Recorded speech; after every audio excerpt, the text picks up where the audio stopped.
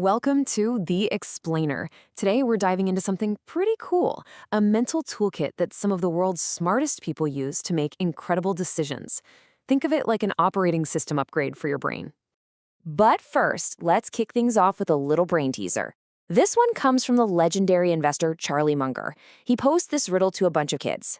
Imagine someone winning the same US national championship, twice. But here's the kicker. The wins were 65 years apart. So, what's the sport? So keep that riddle in the back of your mind because it's going to connect to this number right here. 35,000. What's that? Well, that's roughly how many decisions yes, you, make every single day. Crazy, right? Okay, so let's dig into that. When you think about it, our entire lives are basically just the sum of all those tiny and big decisions. But here's the tough part. The uncomfortable truth is that a lot of the time, we're not actually very good at it. We just go with our gut, or our emotions, or what we think is right. And the stakes, they're huge. Just look at the data. Around 90% of new startups completely fail. And it's the same deal in finance. About 90% of traders lose money.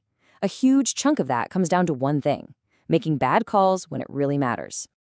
So what happens? We get caught in this frustrating loop, right? You make a bad decision, you regret it, you get annoyed with yourself, and then you go and do the same thing all over again. Sound familiar? But here's the thing. Some people, the really sharp thinkers, they consistently manage to break free from that cycle. So what's their secret? It's not some crazy high IQ. It's something called mental models. Basically, they're like proven blueprints for your brain, an operating system that takes your thinking from just okay to, well, exceptional. We're going to break down 3 of the absolute best ones that you can start using, like right now. All right, first up, we've got a model that innovators like Elon Musk swear by. It's called first principles thinking. And the whole idea is to tear reality down to its basic parts to find stuff nobody else sees. See, Musk points out that most of us think by analogy, which is a fancy way of saying we just do things the way they've always been done. We copy others. We follow the recipe. But the real game changers, they do something completely different. Take his goal of sending rockets to space. He didn't just look at the price tag, which was insane, by the way, and accept it. No, he broke it all the way down to its first principles. He asked, what is a rocket actually made of? And when he priced out the raw materials, the aluminum, the copper, all that stuff, he found out it was only 2% of the total cost. Can you believe that? Just 2%. So he rebuilt the whole idea from the ground up, and boom, SpaceX was born, completely changing the economics of space travel. And you can use this too, right now. Think about it. Maybe you tell yourself you're lazy. But instead of just accepting that label, break it down. Ask the real questions. Are you actually getting enough sleep? Are you eating food that fuels you? Could it be something as simple as a vitamin deficiency? See? Once you deconstruct the problem, you can actually start to solve it. So, first principles is all about breaking things down. Our next model, inversion, is about flipping things on their head. It's all about solving problems backwards. And speaking of flipping things around, let's circle back to that riddle from the beginning. Remember? The champion with the 65-year gap between wins? The adults were totally stumped, but a kid figured it out almost instantly. So, how do you do it?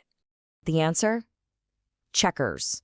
And the way that kid got there is a perfect example of this whole inversion thing. He didn't try to guess the right answer. He did the opposite. He flipped the question and asked, okay, what sports could it not be? Well, right away, he eliminated anything super physical, like boxing or tennis. I mean, a 65-year gap is just impossible. Then he got rid of games that need a perfect memory, like high-level chess. And by just getting rid of all the wrong answers, he was left with the only one that made sense: checkers, a game where experience and logic are king. And that right there is classic Charlie Munger. His whole philosophy is basically this: don't try to be brilliant, just try to not be stupid. He says, all I want to know is where I'm going to die, so I'll never go there. Think about that. To win, you first have to figure out all the ways you could lose, and then just don't do those things. Here's how you can use it. Instead of asking, how can I get wealthy? Invert it. Ask, what would absolutely guarantee I stay poor? The answers pop right out, don't they? Spending money you don't have, getting into tons of debt, never saving. Suddenly you have a crystal clear list of what to avoid. It works for relationships too. Instead of, how do we make this work? Try, what would absolutely ruin our relationship? Avoiding the bad stuff like blame and constant criticism is often way more powerful than trying to force the good stuff. Okay, so once you're using inversion to dodge the big mistakes, you need a way to actually repeat your successes. And that brings us to our third and final model, framework thinking. You can think of frameworks as another kind of operating system for your brain. They're basically pre-made decision-making systems, like a checklist or a recipe, that helps you make smart, consistent choices over and over again. The whole point is to take your mood or how you're feeling that day completely out of the equation. A great example comes from Jeff Bezos. For really big life decisions, he uses something he calls the regret minimization framework. It's super simple. When he was thinking about quitting his high-paying job to start some weird online bookstore, he pictured himself at 80 years old. He asked himself, will I regret not trying this? And the answer was a huge yes. He knew he'd regret not trying way more than he'd regret trying and failing. And that simple framework is what gave him the guts to go start Amazon. And the thing is, these frameworks are all around us. You've probably heard of the 50-30-20 rule for budgeting, right? 50% for needs, 30% for wants, 20% for savings. That's a framework. It automates good financial decisions so you're not just guessing where your money should go every month. And what's so cool is that there's a framework for pretty much any problem that comes up over and over. Setting goals, there's the SMRT framework. Hiring someone, there are frameworks for that. Even telling a good story has a framework. The point is, you don't have to start from scratch every single time. And that is the key takeaway. These aren't just some high-level, abstract ideas for billionaires. They're real, practical tools. Tools you can put in your mental toolkit starting today. So let's recap. You've now got 3 powerful keys for better thinking. First, principles. Use this when you need to break things down and innovate. Inversion. Use this to think backwards and avoid major screw-ups. And frameworks. Use these to build systems for consistent, reliable success.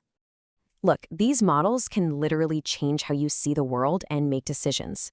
You've got the keys, so the only question is, which door are you going to unlock first? Thanks for joining this explainer.